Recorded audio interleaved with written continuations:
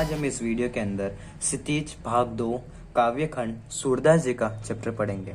इस चैप्टर के अंदर है कि सूरदास जी का जन्म सन 1478 में माना जाता है। एक मान्यता के अनुसार उनका जन्म स्थान मथुरा के निकट रूनकता या रेणुका क्षेत्र में हुआ, जबकि दूसरी मान्यता के अनुसार उनका जन्म स्थान दिल्ली के पास सिही में माना जाता है। महाप्रभु वल्लभाचार्य के शिष्य सूरदास अष्टछाप के कवियों में सर्वाधिक प्रसिद्ध है। वे मथुरा और वृंदावन के बीच गौ घाट पर रहते थे और श्रीनाथ जी के मंदिर में भजन कीर्तन करते थे। सन 1583 में पारसोली में उनका निधन हुआ। उनके 3 ग्रंथों सूरसागर, साहित्य लहरी और सूरसारावली में सूरसागर ही सर्वाधिक लोकप्रिय हुआ।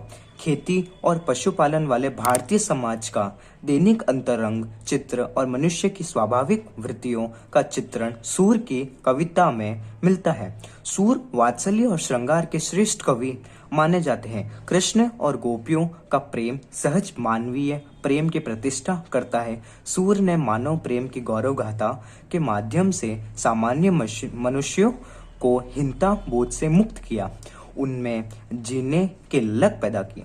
उनकी कविता में ब्रज भाषा का निखारा हुआ रूप है। वह चली आ रही लोकगीतों की परंपरा की ही श्रेष्ठ कड़ी है।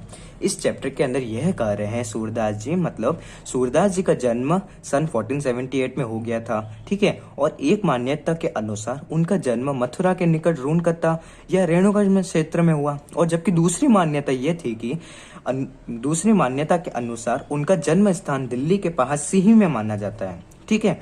अब जो सूरदास जी थे उनके महाप्रभु जी वल्लभाचार्य जी के शिष्य थे कौन? सूरदास जी। और सूरदास जी अष्टछाप के कवियों में सर्वाधिक प्रसिद्ध थे और ये मथुरा और वृंदावन के बीच गौ घाट पर रहते थे और श्रीनाथ जी के मंदिर में भजन कीर्तन करते थे।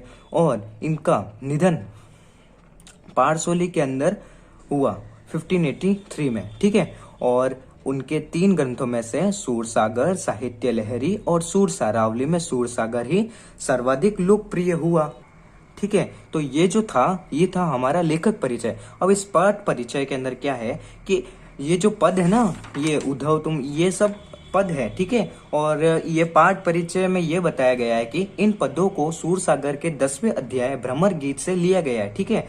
और जिसमें कृष्ण द्वारा भेजे गए उद्धव जी पर गोपियों ने भंवरे को इंगित कर व्यंग्य करती है और गोपियां योग के स्थान पर सगुण प्रेम भक्ति का महत्व बताती है, ठीक है ना, ठीक है। तो यहाँ सूरसागर के भ्रमर गीत से 4 पद लिए गए हैं। कृष्ण ने मथुरा जाने के बाद स्वयं न लौटकर उद्धव के जरिए गोपियों के पास संदेश भेजा था। उद्धव ने निर्गुण ब्रह्म एवं योग का उपदेश देकर गोपियों की विरह वेदना को शांत करने का प्रयास किया।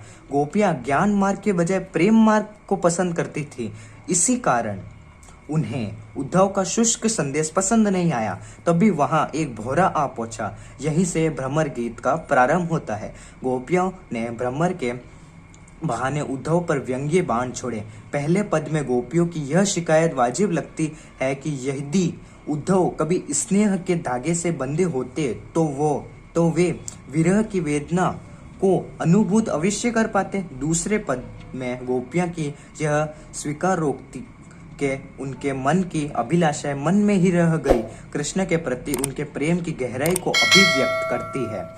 तीसरे पद में उद्धव की योग साधना को कड़वी ककड़ी जैसा बताकर अपने एकनिष्ठ